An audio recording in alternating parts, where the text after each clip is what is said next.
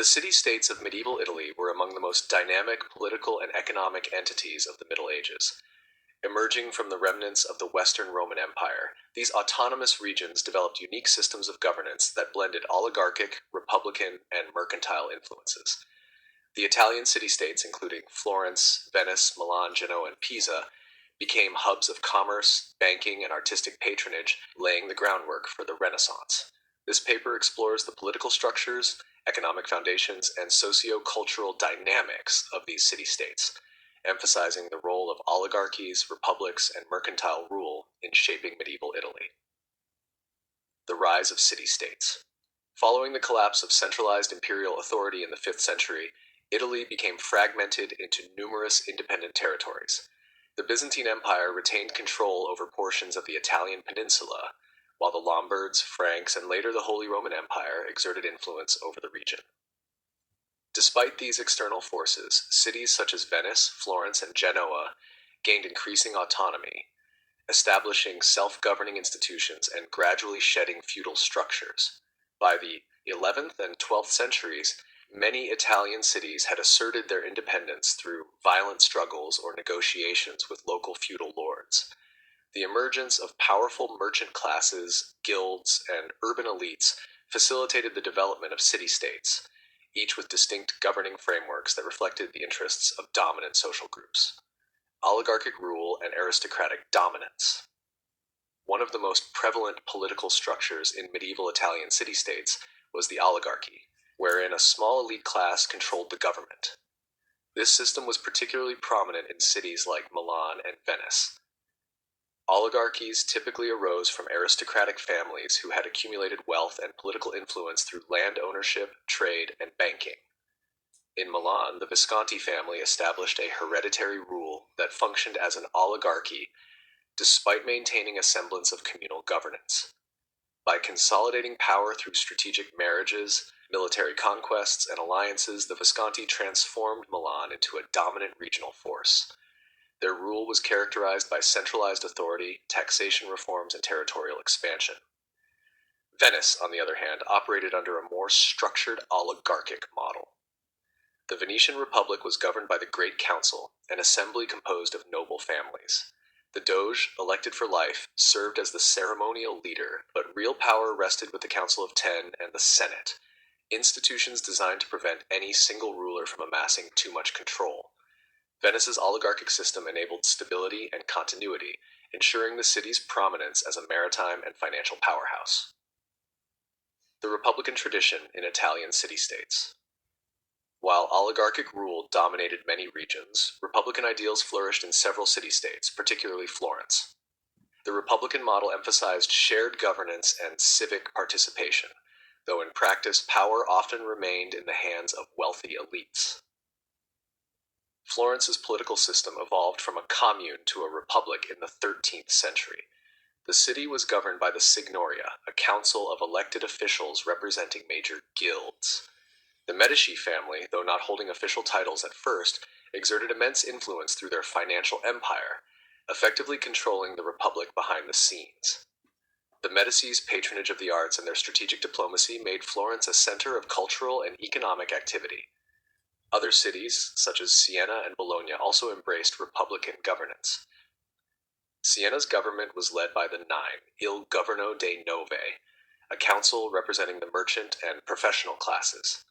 Despite internal conflicts and external threats, Siena maintained its republican structure for nearly 2 centuries, fostering economic prosperity and artistic achievements. The role of mercantile rule and economic expansion. Commerce and banking played crucial roles in the rise and governance of Italian city-states. The merchant class, which included traders, bankers, and artisans, became the driving force behind urban economic success. Unlike feudal societies, where land ownership was the primary source of wealth, Italian city-states thrived on trade, finance, and industry. Venice and Genoa were preeminent maritime republics, controlling extensive trade networks across the Mediterranean and beyond. Venetian merchants established commercial outposts in the Levant, North Africa, and the Byzantine Empire, dealing in luxury goods such as spices, silk, and precious metals. The city's formidable navy ensured the protection of trade routes, reinforcing its economic supremacy. Genoa, a rival of Venice, similarly built a maritime empire through trade and naval prowess. The Genoese controlled key ports in the Black Sea and played a vital role in the Crusades by providing transport and financial support to European powers. Banking institutions in Genoa pioneered financial innovations such as bills of exchange, which facilitated long-distance trade. Florence, though not a maritime power, dominated banking and textile production. The Medici Bank became one of the most influential financial institutions in Europe, managing papal accounts and funding political ventures. The city's wealth fueled patronage of the arts, leading to the flourishing of Renaissance culture. Challenges and conflicts. Despite their prosperity, Italian city-states faced numerous internal and external challenges. Political rivalries, factional disputes, and class struggles often led to instability. The Guelphs and Ghibellines, two factions supporting the papacy and the Holy Roman Emperor respectively, engaged in protracted conflicts that disrupted governance.